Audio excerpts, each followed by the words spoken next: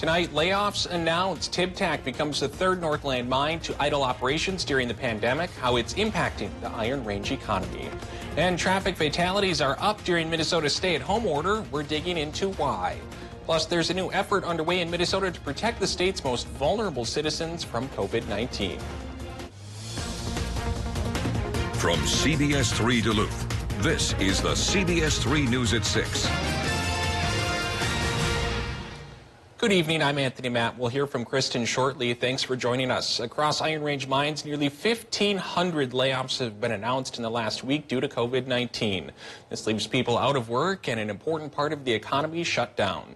CBS3's Kristen Vaki joins us live from Hibbing, where the community is dealing with the news of a major layoff at their local mine. Kristen. Tony, there's a lot of emotions running through town, both from those actually being laid off from TIBTAC and then also from the thought of the ripple effect of the mining industry. Now, when we talk about the mining industry, it's much more than just those people directly employed by the mine.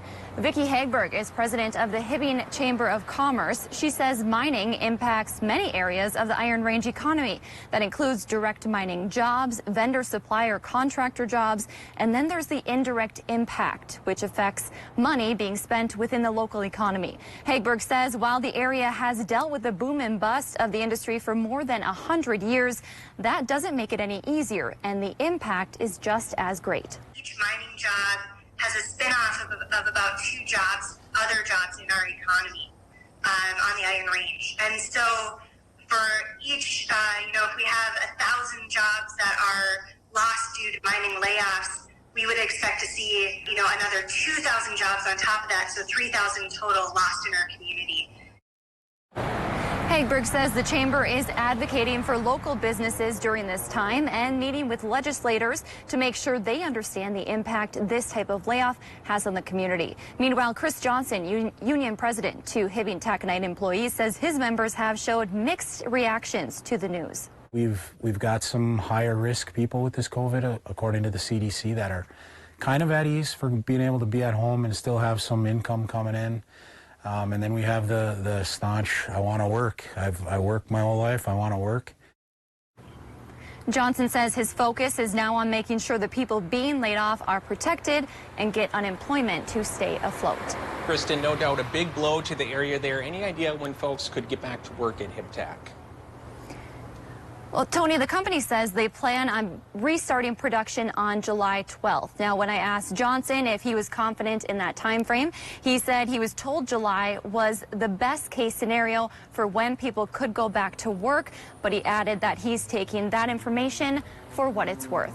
We'll certainly keep following this one. Kristen Vaki on the Iron Range for us tonight. Thanks, Kristen. Meanwhile, Grand Rapids paper mill is temporarily shutting down, blaming economic fallout from the coronavirus pandemic. UPM Blandon cites market forces for shutting down its Grand Rapids mill. The plant's general manager told several news outlets they are taking short-term measures to respond to market conditions. According to UPM Blandon's website, the paper mill employs 400 people. New at 6, PolyMet is once again asking the state's highest court to weigh in on a crucial permit. Today, the mining company asked Minnesota's Supreme Court to reconsider a lower court's ruling. That ruling sent PolyMet's air quality permit back to the state's pollution control agency. This is the second time PolyMet has asked the state Supreme Court to review a Court of Appeals decision. PolyMet wants to build an underground copper-nickel mine near Hoyt Lakes. Environmentalists are concerned about the possible impact on nearby water. Supporters tout the number of jobs the project would bring. All right, Dave joined us for a quick look at the weather. Dave, looks like the sun is still shining, which is much better than we could have said yesterday at this time. But I can already see signs that the sun will be slipping away. To my west, the clouds are increasing, and that's from the latest low pressure system that's going to send us back into the same boat we had last night with the winds and the clouds and the snow and the rain. Oh my. All right, let's take a look at what's going on out there with our first map of the night, and that's going to be the Doppler map for our area, which shows to the west of the Twin Ports.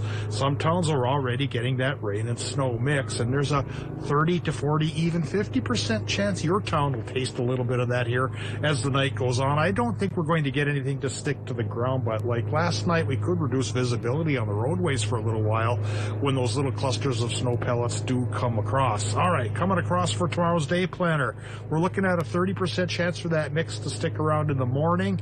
Then as things at least warm up a hair over freezing by noon, a 30% rain chance. Tomorrow afternoon, mostly cloudy but dry. High of 43 is cooler than normal. Even though it'll be dry tomorrow afternoon, we haven't gotten rid of completely the chance for mixes. We'll talk about how long they'll try to stick coming up in a few more minutes. Thanks, Dave. Alarming new statistics released today concerning our state's roadways. Fatal crashes in Minnesota have almost doubled since the beginning of the coronavirus and social distancing protocols compared to the same amount of time in 2019. CBS 3's Ryan Campos spoke with the Minnesota State Patrol and joins us live with why officers are saying this number has jumped so high. Ryan. Yeah, Tony, it's quite opposite of what you'd think. Less drivers out on the road should mean less speeding, traffic citations, as well as crashes. However, the new statistics released today by the State Patrol relieved that that is not the case. There were 25 fatal crashes in Minnesota this year so far from March 16th to April 12th, up 8 from this time last year, while the number of fatalities have jumped from 18 to 29. There were 25 fatal crashes in Minnesota from mid-March to mid-April. That's up from 8 this time last year. Meanwhile, the number of fatalities have jumped from 18 to 29. Sergeant Neil Dickinson with the Minnesota State Patrol says the number of fatal crashes resulting in fatalities is up because of aggressive driving and speeding. Authorities have given increased reports of aggressive driving and significant speeding violations, some more than 100 miles per hour. The chances of being injured, seriously injured or killed are also increased with the higher speeds that we're seeing. Also, the amount of fines that are going to be come along with speeding violations. And of course, in Minnesota, typically, if you're going 10 miles an hour over the speed limit, it's going to be a $110 fine. And now you're tacking on the other fees that accompany that. So it's pretty close to $200 for those fees. Now, despite these increases in deaths and violations, there is some good news on our roadways. The number of DUIs have dropped during that same period from almost 1,700 last year to just over 750 so far this year. Now, coming up tonight at 10, we'll hear from drivers who, if they have experienced this dangerous role on the roads since COVID-19 started in March. CBS 3's Ryan Campo for us live tonight in Duluth. Thanks, Ryan. New at 6, the Duluth attorney has joined the race for a Minnesota State Senate seat. Jen McEwen is running as a Democrat, hoping to represent District 7 at the state capitol. As an attorney, she represents workers with disability claims. She's also the Damiano Center's board president. McEwen joins incumbent State Senator Eric Simonson on the Democratic ballot. Donna Bergstrom is running as a Republican. A primary will be held in August, with the general election in November. The Minnesota Department of Health is working with care facilities to protect their residents from COVID-19. State health leaders talked about their efforts today. They hold weekly calls with care facilities across the state, updating them on guidelines. Health department staff also do virtual assessments, giving feedback on best practices. And if a case of coronavirus pops up, the state assigns a nurse case manager who works with the facility every day to manage the outbreak. State health leaders say the people living at these facilities are the most vulnerable, so they're doing everything they can to protect them. Wisconsin's governor is declaring another state of emergency. Democratic Governor Tony Evers made that announcement in response to elevated wildfire conditions throughout the state. State officials say there have been more than 150 wildfires in Wisconsin DNR protection areas. Officials say this time of year is a high fire risk and could last through the month of May. The declaration opens up additional personnel and resources to assist in wildfire fighting, recovery, and prevention. Vice President Mike Pence toured a manufacturing plant in Madison today to check out production of ventilators. GE Healthcare has gone to 3 shifts operating around the clock to boost production of these essential medical devices.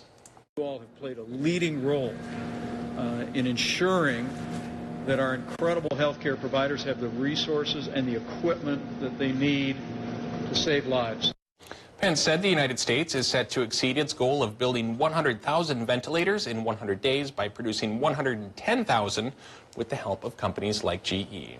3 inmates at the Willow River Correction Facility have tested positive for COVID-19. That update coming from Minnesota's Corrections Department today. The facility is a minimum security, military-style boot camp for men serving sentences for nonviolent crimes. It's located 8 miles away from the Moose Lake Prison, which has had 14 positive COVID-19 cases. The Willow River facility holds up to 180 inmates. Last week, the Minnesota National Guard delivered cots, allowing the facility to keep up with social distance and quarantine guidelines. The University of Minnesota will freeze tuition for most students next school year in response to the coronavirus pandemic. The tuition freeze applies to all students on the university's 5 campuses, except for those enrolled in 3 professional programs. University President Joan Gable proposed the tuition freeze, which was unanimously approved by the Board of Regents today. Administrators say the freeze will provide financial relief to current students and help attract new students during the pandemic. Several regents say they would like the university to go further, asking Gable to reduce tuition as well. Still to come on Live Local CBS3, one Northland school district is challenging its students to use distance learning to earn scholarships. Plus, Dave will have a look at your extended weather forecast coming up right after the break. Catch Eye on Parenting every Thursday at 6 with me, Leanne Valdez on CBS3. Western lets your UTV power through the storm. The Impact V Plow and Impact Straight Blade. With the features the pros demand. Custom tailored for your UTV. And to keep your work top-notch, rely on the Tornado UTV Hopper Spreader. Now that's a job well done. Western, more jobs done faster. Get your snowplow from the experts at JM Auto Service. We are Western Snowplow headquarters. But my family has noticed that I smile for the first time in 20 years. And not only do I smile a lot now. And it's one great feeling. It made the difference between me having really awful teeth to somebody who is going around grinning like an idiot. Never be afraid to smile again. Call Lake Dental today for your free smile analysis. At Papa Murphy's, we know family time is more important than ever. So we're helping by offering online ordering everywhere and delivery and curbside pickup where we can, so you can keep family time as normal as possible. Papa Murphy's, we're in this together. I've always liked video editing. When I was growing up, I'd made a lot of YouTube videos about hamsters, and I really love squids. I graduated from a really big high school, so coming to UWS, where it's a lot smaller, it allowed me to really find myself. More opportunities are there for me to explore and find out what I really want to do. One of my overarching dreams is to film and edit a documentary about marine biology. I would say that I am very happy here. The world is changing quickly, and it's important to find calm in the storm. We're all focusing on the things that matter most: family, community, safety. At Northland Lawn Sport and Equipment, we're here to help you get back outside. Take a deep breath. Get the job done right. Have fun. We're here with you, and we've got everything you need to enjoy the outdoors at historically low prices. See Jeff, Frank, and Alex. We'll be here when you need us. If you're over mac and cheese and PB&Js, have we got good news for you? Right now, get Pizza Hut's best delivery deal. Large pizzas with up to 3 toppings for just $9.99. Available for carryout or contactless delivery at pizzahut.com.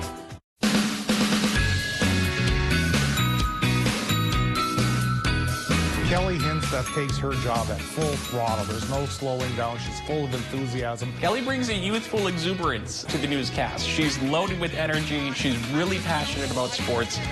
I think even if you're not interested in sports, she draws you in. She's always up and ready to go and ready to show us the latest in sports. Get to know Kelly Hinsteth weekday nights on Live Local CBS3. Watch Anthony Matt weekdays at 6 and 10 p.m. on Live Local CBS3 Duluth.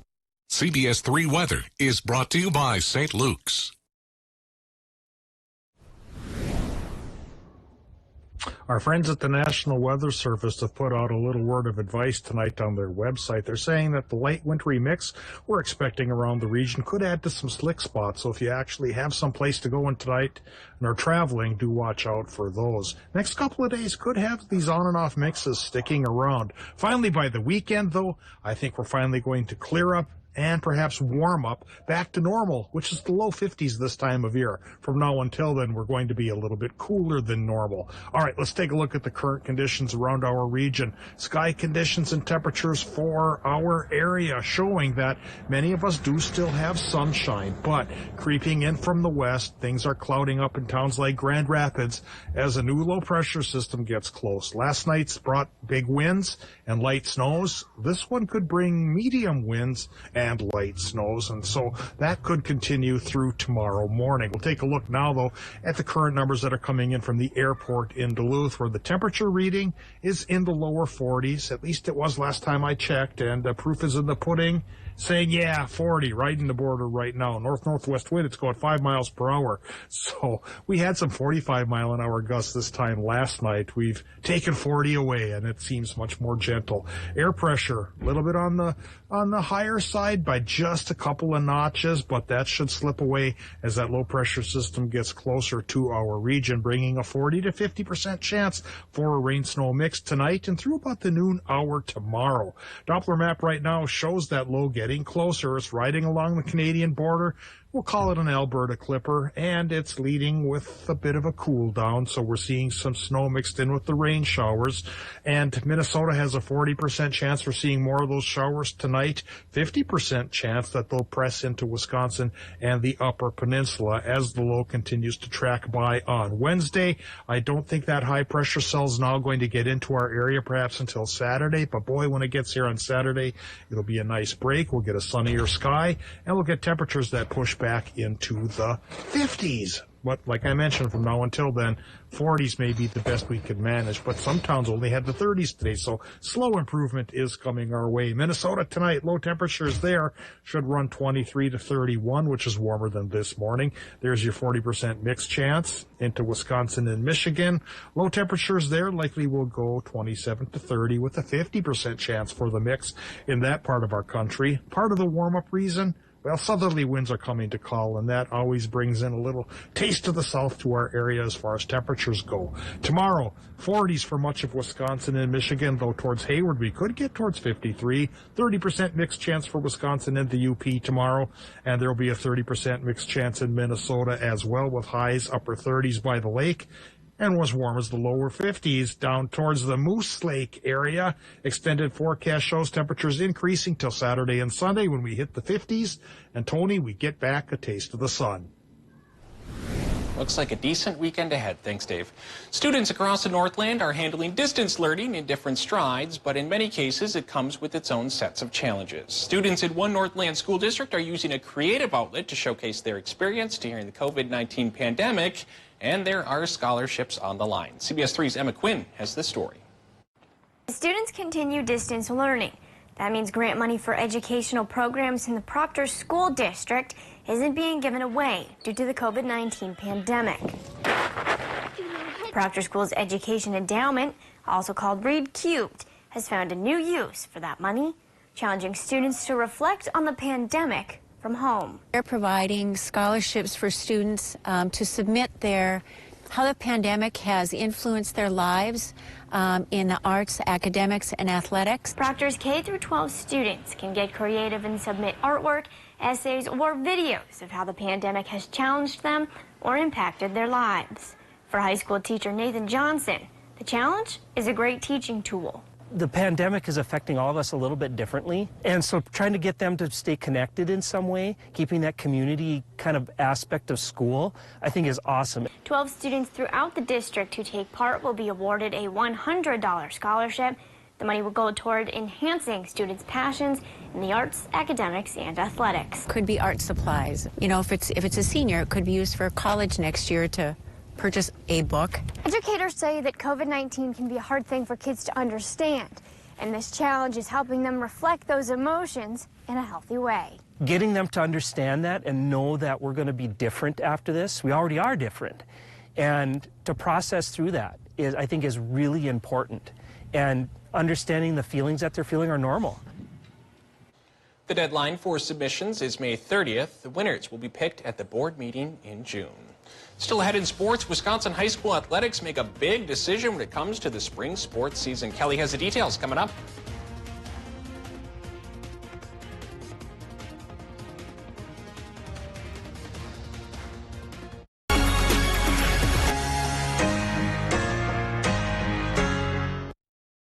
I'm Dave Anderson.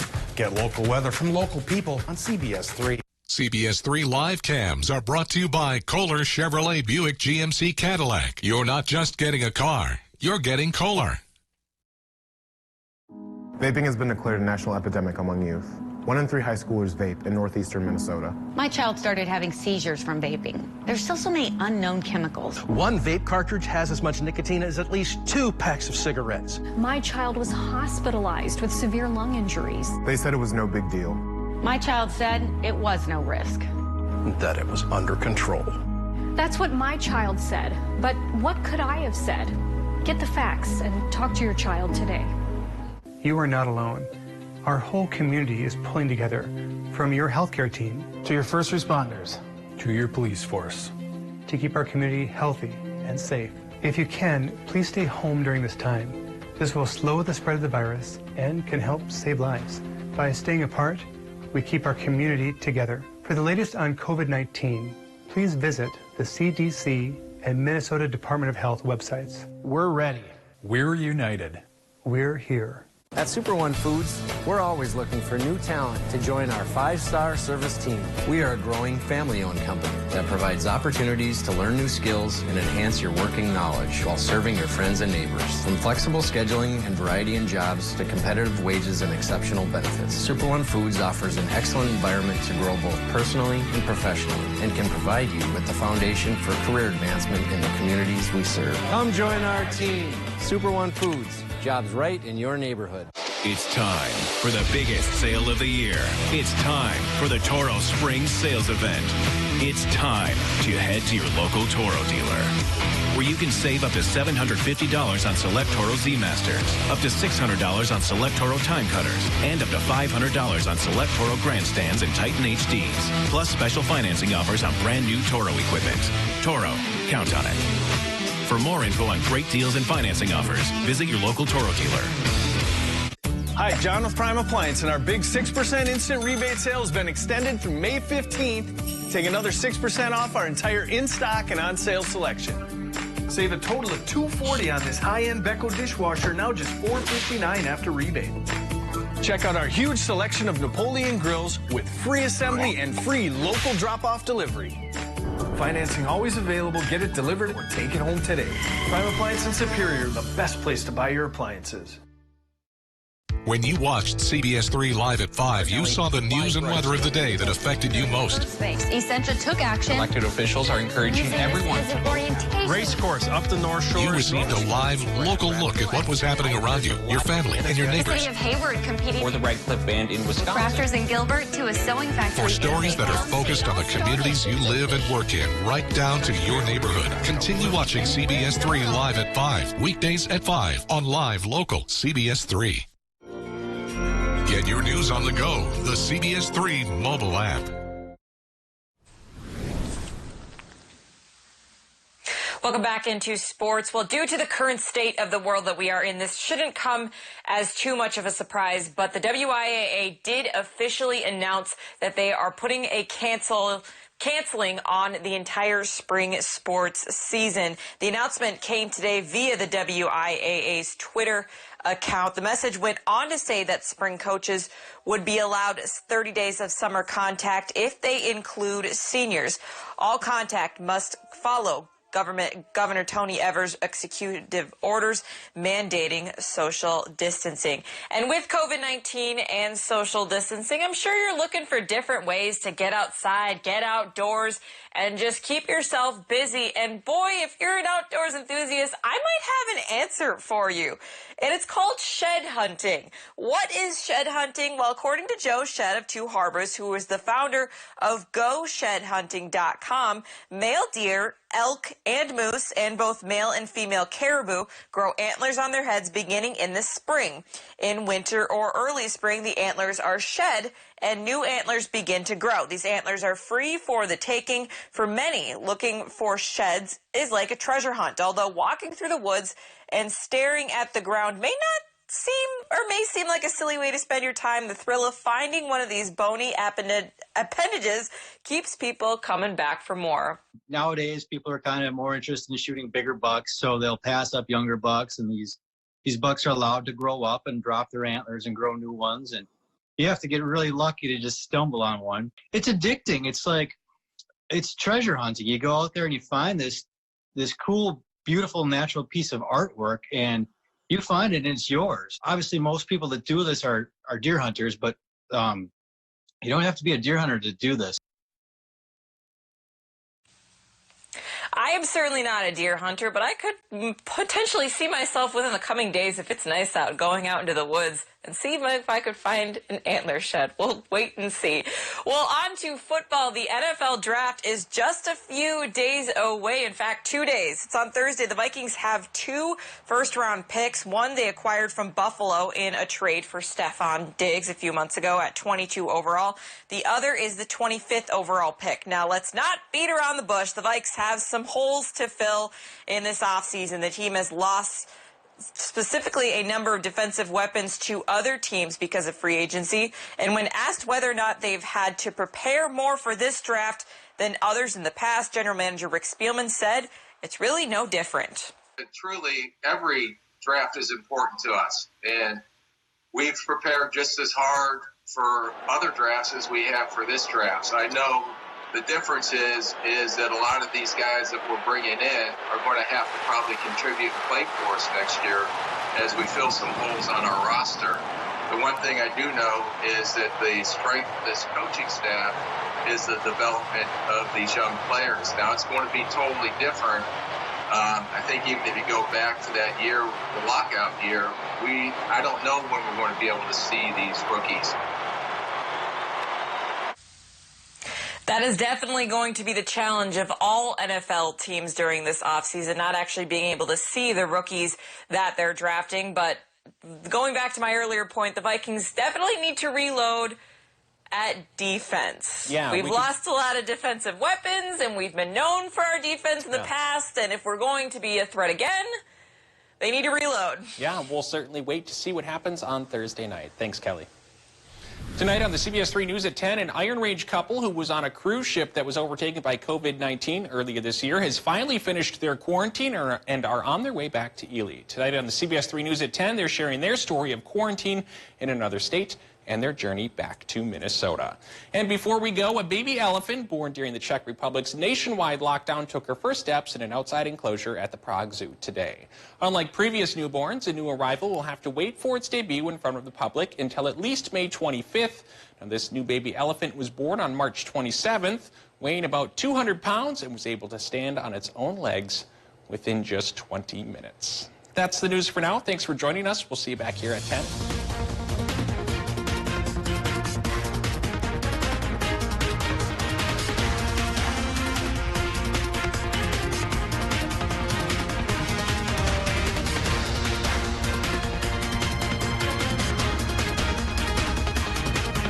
CBS